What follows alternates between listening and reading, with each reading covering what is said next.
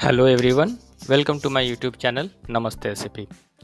In today's session, we are diving into a deep, super important topic, that is how to add an OData service in SAP Gateway system manually. Whether you are setting up your first Fiori app or trying to fix a service not found error or a system alias missing or system alias not found, this is a must know skill for every SAP consultant or a developer. I will walk you through step by step using /IWFND /maint underscore service. Don't get confused, it is just a T code. From adding the service, assigning the system alias to testing it in the gateway client. All explained in simple terms. By the end of this video, you will be confident in activating and troubleshooting OData services like a pro. So grab your notepad, hit the subscribe button, and let's get started.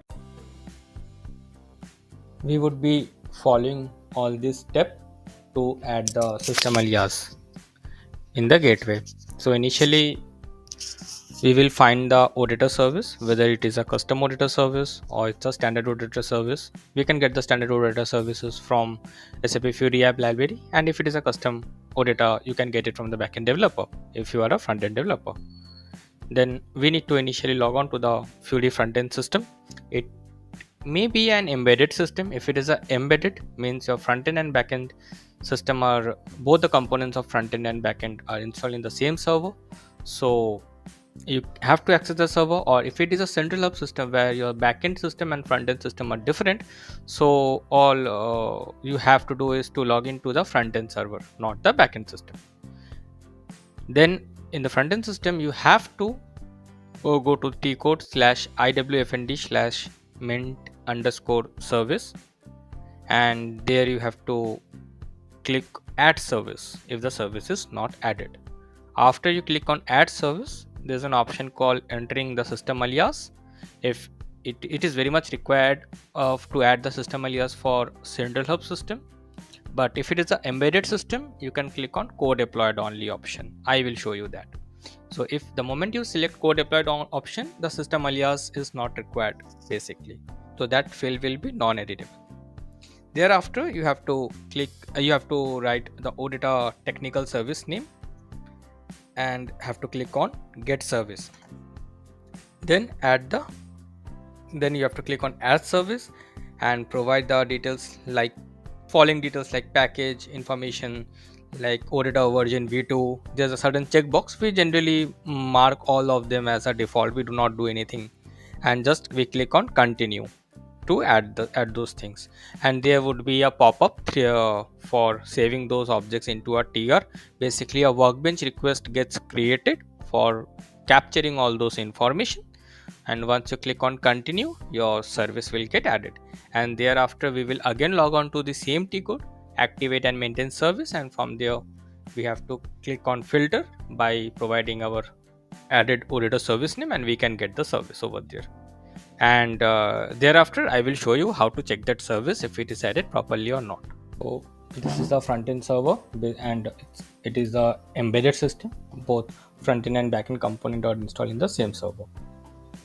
So as I have showed you, so we have to go to tcode /n /IWFND /maint underscore service, enter this T code, press enter.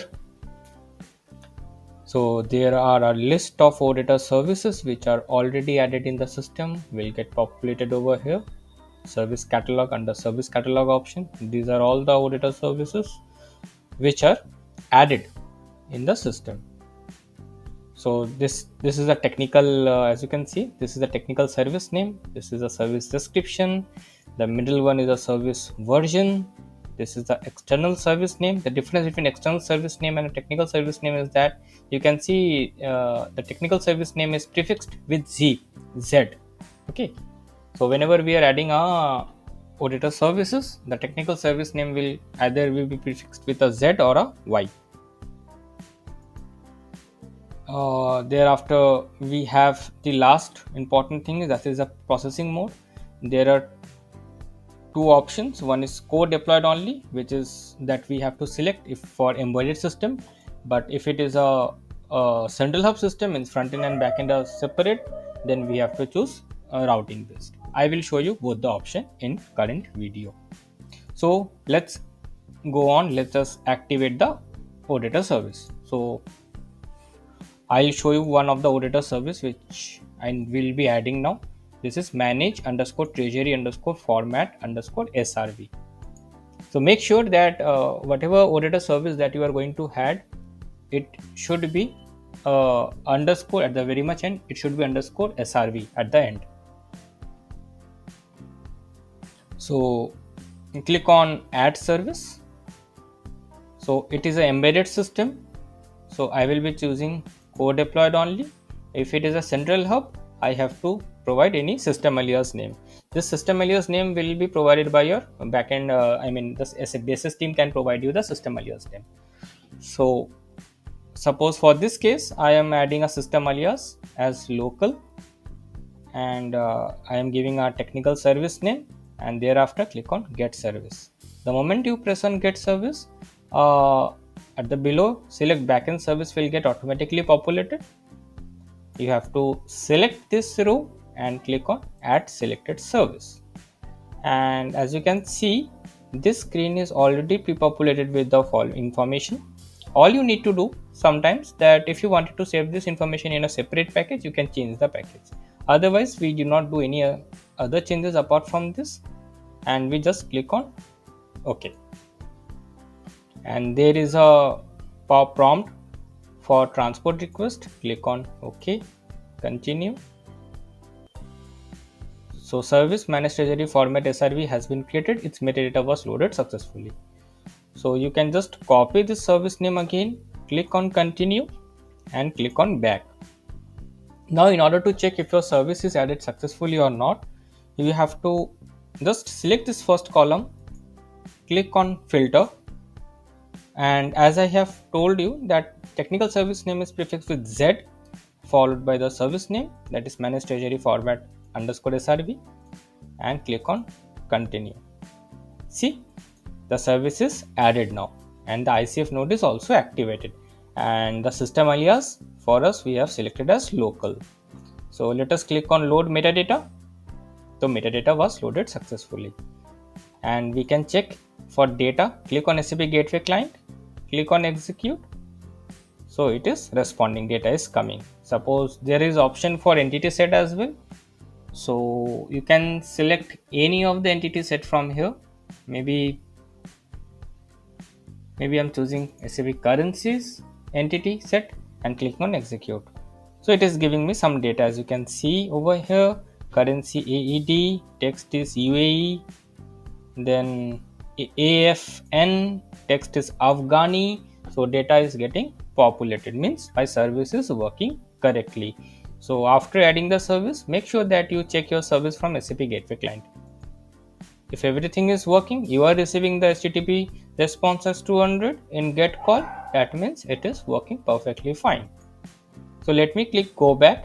As I have mentioned that this is here I have selected system alias as local, but suppose you are having an embedded system, for local system alias, or suppose some other system alias, suppose S4 HANA, whatever the system alias been configured by your basis team, you can add for central hub system. Okay, but for scenarios like you have an embedded system, then you do not have to configure system alias. You can make it completely blank like this, remove system alias. Okay, and from here there is a processing mode defined as routing based.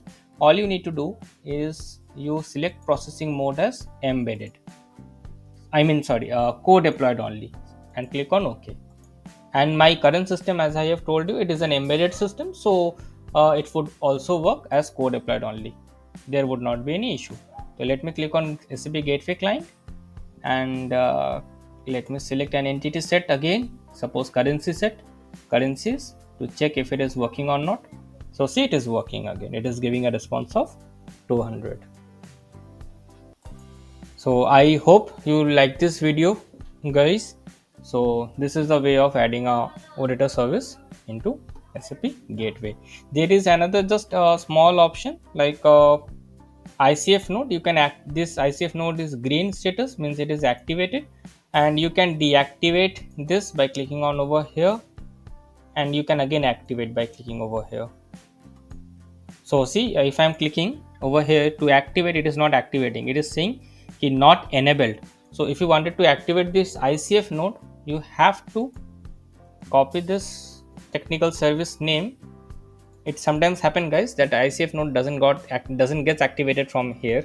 So you have to go to T-code SACF, and here in the service name you have to enter the technical service name and click on execute.